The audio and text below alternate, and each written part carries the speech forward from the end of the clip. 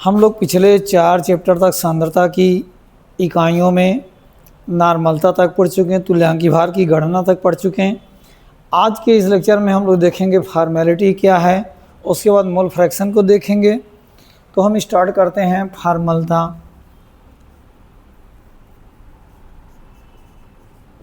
Formality, फार्मलता, ये फार्मलता है क्या? मेनली ये आयनिक कंपाउंडों के लिए दिया गया है। आयनिक कंपाउंडों के अणुसूत्र द्रव्यमान के बराबर भार 1 लीटर में घुले होते हैं तो उसको फार्मलता में व्यक्त करते हैं। तो फार्मलता की डिफिनीशन क्या होगी इसको देखते हैं। 1 लीटर या 1000 मिलीलीटर विलयन में उपस्थित आयनिक विलेय जैसे KCl, NaCl आयनिक विलेय के अणुसूत्र द्रव्यमान के बराबर ग्रामों की संख्या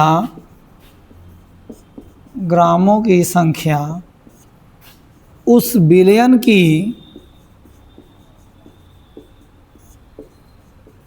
फार्मलता कहलाती है। फार्मलता कहलाती है। इसे कैपिटल F से प्रदर्शित करते हैं।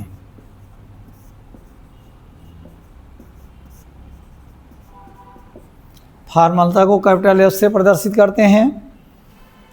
चूँकि फार्मलता में आयतन होती है और सांद्रता के जिस इकाई में आयतन होती है वह सभी ताप द्वारा प्रभावित होते हैं। यानी फार्मेलिटी भी टेम्परेचर को चेंज करने से फार्मेलिटी चेंज हो जाएगी। इसको हम कह सकते हैं formality change with change of temperature, with change of temperature. Temperature के बदलने से फार्मेलिटी चेंज हो जाती है। बच्चों ये बहुत ही महत्वपूर्ण लाइन है, एग्ज़ाम में पूछे जाते हैं कि सांद्रता की कौन कौन सी इकाइयाँ टेम्परेचर के द्वारा प्रभावित होती हैं अर्थात चेंज होती हैं, किस पर टेम्परेचर का कोई इफेक्ट नहीं पड़ता है।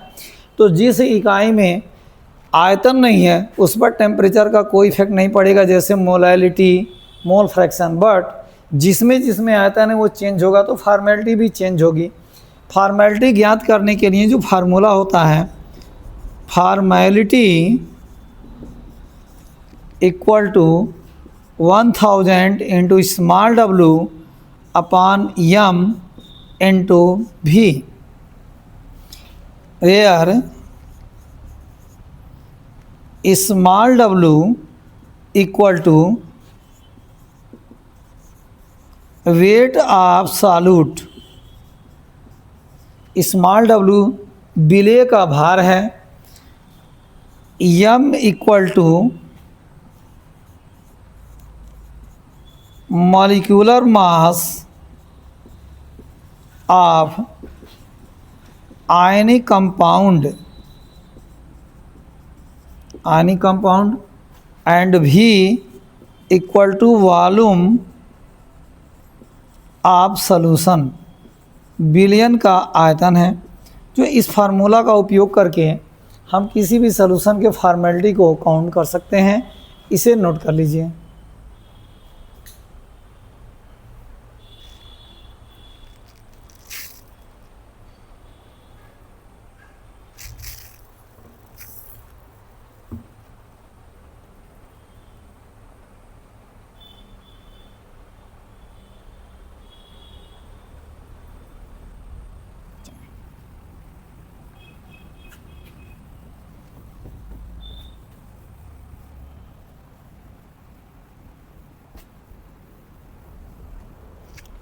अब हम लोग देखेंगे सांद्रता की लास्ट इकाई है मोल फ्रैक्शन या मोल अंश।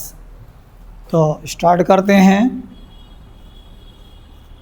मोल फ्रैक्शन या मोल अंश। ये मोल फ्रैक्शन या मोल अंश है क्या? विलयन में मुख्यतः दो या दो से अधिक कंपोनेंट्स होते हैं। जिस कंपोनेंट्स का हमें मोल फ्रैक्शन निकालना होता है उसके मोल और टोटल मोल, विलयन में उपस्थित टोटल मोल के रेशियो को ही मोल फ्रैक्शन कहते हैं। अर्थात इसकी परिभाषा होगी विलयन में उपस्थित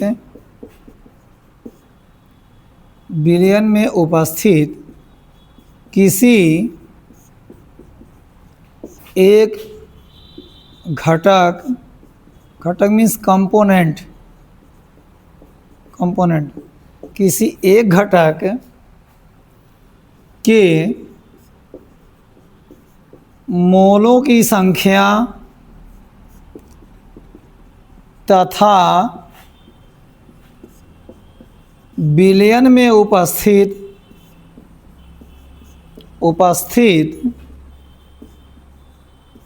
कुल मोलों की संख्या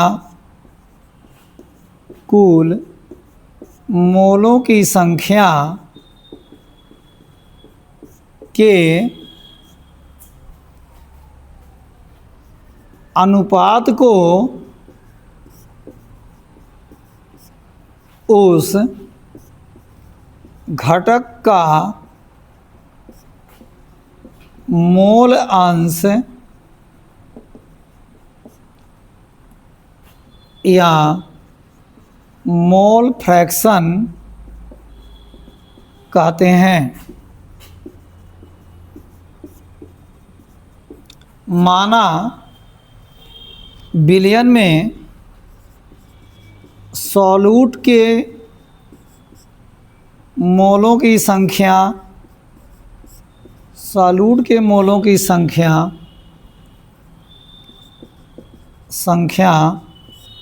बराबर स्मॉल n एंड सॉल्वेंट के मोलों की संख्या बराबर कैपिटल N हो तो अब एक एक घटक के हम लोग मोल फ्रैक्शन देखेंगे। पहला हो जाएगा mole fraction of solute equal to small n upon capital N plus small n। यानी जिस कंपोनेंट्स का मोल फ्रैक्शन हमें निकालना होगा उसके मोल और टोटल मोल का रेशियो निकालेंगे। इसी प्रकार लिखेंगे mole fraction of solvent equal to capital N upon capital N plus small n। तो सॉल्वेंट का मोल फ्रैक्शन निकालने के लिए सॉल्वेंट के मोल में टोटल मोल से डिवाइड कर देंगे, इसका मोल फ्रैक्शन आ जाएगा। अब मोल फ्रैक्शन को कॉमनली स्मॉल x से रिप्रेजेंट करते हैं। Small x equal to XA plus XB equal to 1.0 होता है, जहाँ XA equal to mole fraction of solvent and XB equal to mole fraction of solute. तो सॉल्वेंट और solute दोनों के मोल फ्रैक्शन का सम हमेशा 1.0 यानी 1 ही होती है। तो हम लोग इसको आप लोग नोट कर लीजिए। आगे हम अब सभी पर न्यूमेरिकल्स बताते हैं।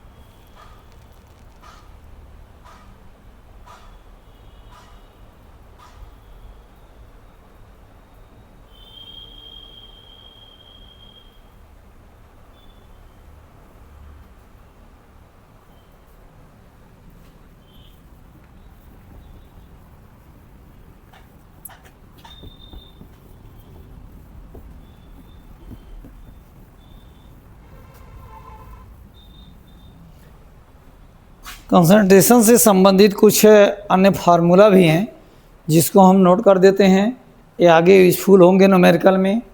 इसको देखते हैं।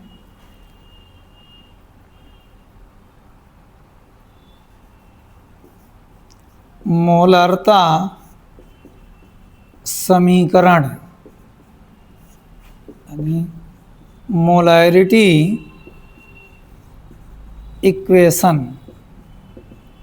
Molarity equation equal to M1 V1 equal to M2 V2। इसी प्रकार नॉर्मलता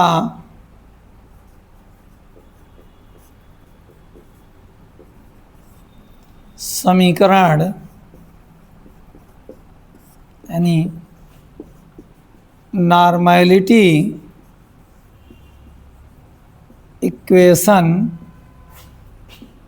होती है N1 V1 equal to N2 V2। अगर बच्चों मिश्रित विलयन की अगर हमें नॉर्मलता निकालनी है तो मिश्रित विलयन की नॉर्मलता निकालने के लिए मिश्रित यानी मिक्स विलयन की नॉर्मलता equal to N1 V1 plus N2 V2 plus N3 V3 plus so and so on equal to N dash V dash. यानी जितने विलयन मिक्स किए जाएंगे सबको N1 V1 में प्लस करते जाएंगे equal to N dash V dash. V dash equal to total volume होगा और N dash equal to normality of mixed solution. Mixed solution की नॉर्मैलिटी होगी। इसी तरह से हमें मोलैलिटी निकालने के लिए देखेंगे चौथा मिश्रित यानी मिक्स्ड विलयन की मोलरता equal to M1 V1 plus M2 V2 plus M3 V3 plus so and so on equal to M dash V dash. बच्चों यहाँ भी जो V डैश हैं V dash equal to total volume of solution and M dash equal to total molarity of solution है।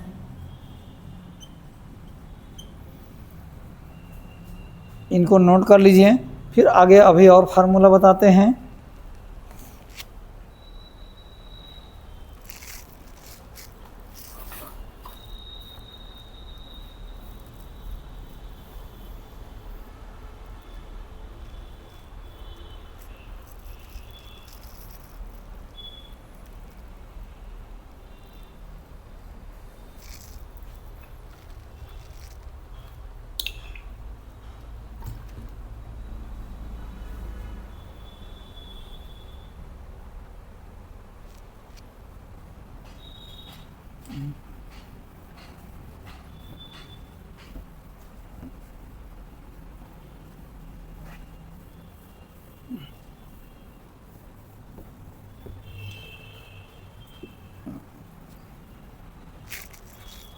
इसमें जो पांचवा formula है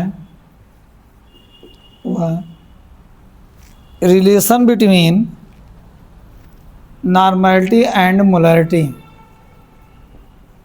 रिलेशन बिटवीन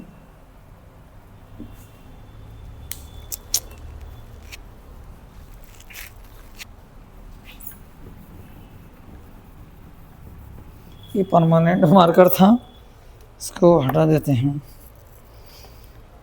नेक्स्ट है 5वां फार्मूला है रिलेशन बिटवीन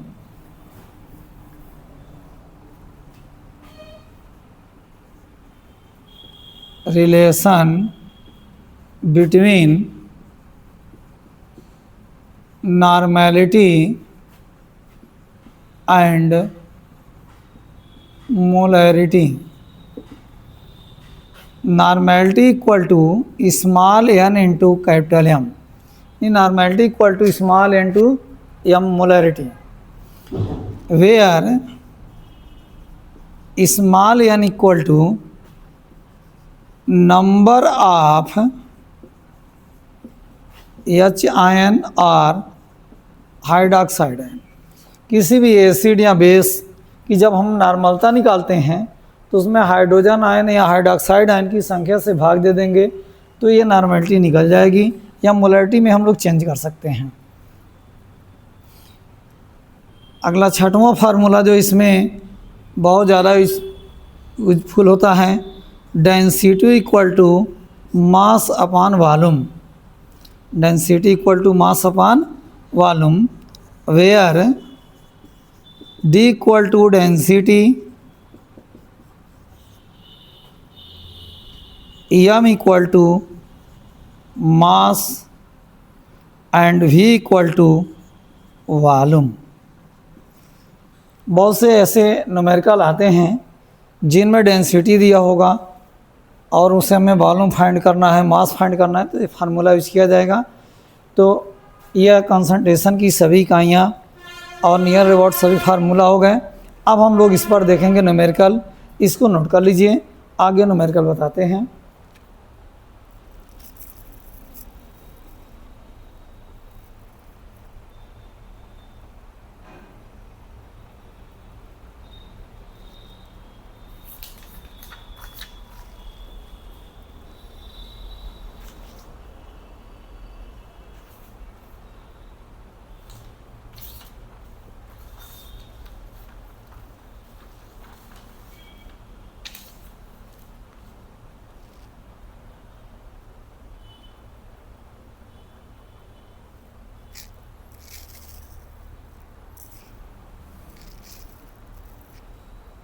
अब न्यूमेरिकल हम बताते हैं।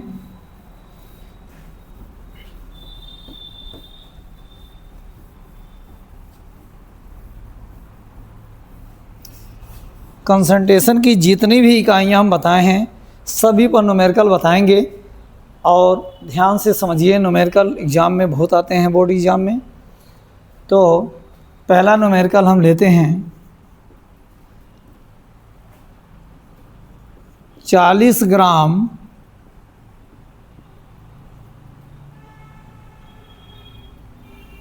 ग्लूकोज को 500 ml जल में घोलकर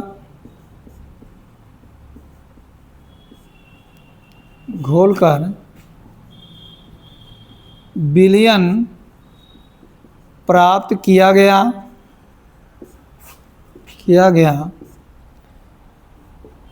प्राप्त विलयन की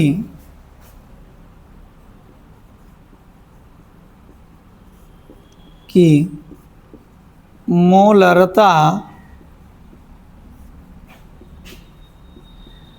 ज्ञात कीजिए। तो इसमें हम लोग देखेंगे एक सलूशन है जिसमें 40 ग्राम ग्लूकोज को डिजॉल्व किया गया 500 ml जल में, और पूछा गया प्राप्त विलयन की मोलरता क्या होगी। तो सबसे पहले हम देखेंगे क्या कि जो भी क्वेश्चन में गिवन है उस वैल्यू को हम फाइंड आउट करेंगे, उसके बाद फार्मूला में रखेंगे। तो सॉल्व करते हैं इसको। गिवन डेट ग्लूकोज का भार कितना है 40 ग्राम, ग्लूकोज यहाँ पर विलेय है और जल यहाँ पर विलायक हैं। C6H12O6 का भार स्मॉल w चूँकि विलेय है इक्वल टू 40 ग्राम। वॉल्यूम दिया हुआ 500 ml, यानी वॉल्यूम इक्वल टू 500 ml। अब चूँकि मोलारता जिसमें मोल शब्द आ गए उसमें विलेय के मॉलिक्यूलर वेट ज़रूर फाइंड करना है। तो अब ग्लूकोज का मॉलिक्यूलर वेट क्या होगा, देखिए C6H12O6 के अणु भार यानी molecular weight equal to 6 × 12 plus 12 × 1 के परमाणु भार हैं प्लस 6 × 16, यह इक्वल टू हो जाएगा 180। अब हम लोग फार्मूला यूज करेंगे मोलैरिटी का। Molarity equal to 1000 into small w into capital M into small m into v। यह फार्मूला हमने बताया है। स्मॉल w सॉल्यूट का वेट होगा, फार्मूला में प्लेस करते हैं 1000 इंटू 40, यह उसकी मोलैरिटी की सिंबल ही है। Small m molecular weight of glucose 180 into volume 500। अब इसको हम सॉल्व करेंगे। 500 से 1000 2 बार में डिवाइड हो गया और 2 से 0 कट कर देंगे, 2 से यह 9, यानी ये बचा 4m/9। अब 4 में 4 को डिवाइड कर देंगे 9 से 40, ये 4 टाइम जाएगा 36 हो जाएगा। यहाँ 4 कैरी शेष बचेगा, पॉइंट लगा 40, पुनः 4 टाइम और 36 इक्वल टू ये हो जाएगा 0.44 m। ये आंसर हो जाएगा।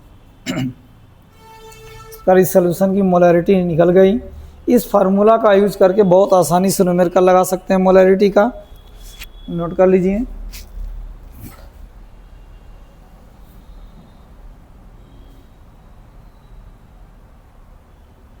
ये रफ वर्क है।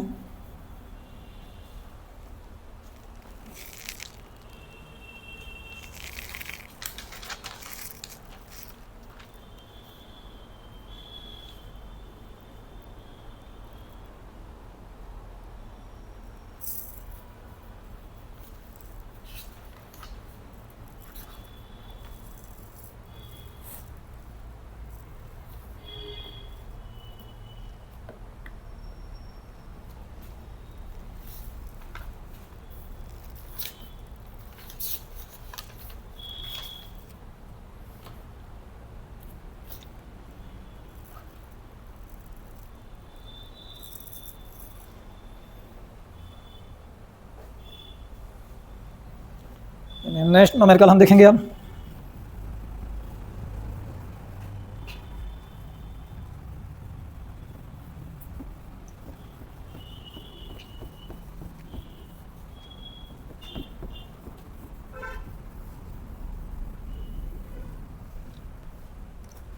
नेक्स्ट न्यूमेरिकल हम लेते हैं अगला क्वेश्चन। 5.85 ग्राम NaCl को 500 ml जल में घोलकर एक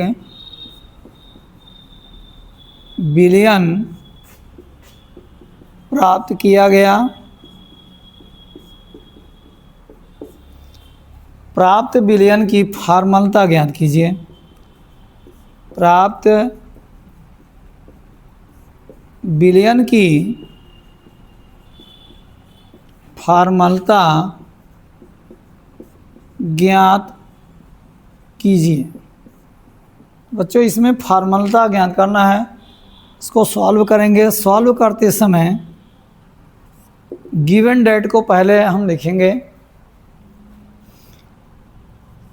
wait of NaCl equal to 5.85 gram. Volume of solution equal to 500 ml। अब molecular weight of ionic compound NaCl, molecular weight of ionic compound NaCl equal to sodium का एटॉमिक वेट 23 एंड क्लोरीन का 35.5 equal to 58.5। अब हम लोग formality को find करेंगे। Formality equal to 1000 into small w into F, formality का symbol है, upon molecular weight of ionic compound into V। 1000 into weight दिया 5.85 gram into capital F upon molecular weight 58.5 into 500। तो यह 10 टाइम में divide हो जाएगा 2 और 1/5। फॉर्मेलिटी आ गया F अपॉन 5। F अपॉन 5 का मतलब होता है 1/2F या 1/5F या कह सकते हैं 0.2F आंसर। तो इसकी फॉर्मेलिटी आ जाएगी 0.2F। इसे नोट कर लीजिए। बच्चों आज के इस लेक्चर में बस इतना ही। अब नेक्स्ट लेक्चर में हम अभी सॉल्यूशन पर बहुत से न्यूमेरिकल बताएंगे। अभी मोलैलिटी, मोल फ्रैक्शन, नॉर्मेलिटी सभी पर न्यूमेरिकल बताएंगे। तो आज की इस वीडियो में इतना ही, इसको नोट कर लीजिए।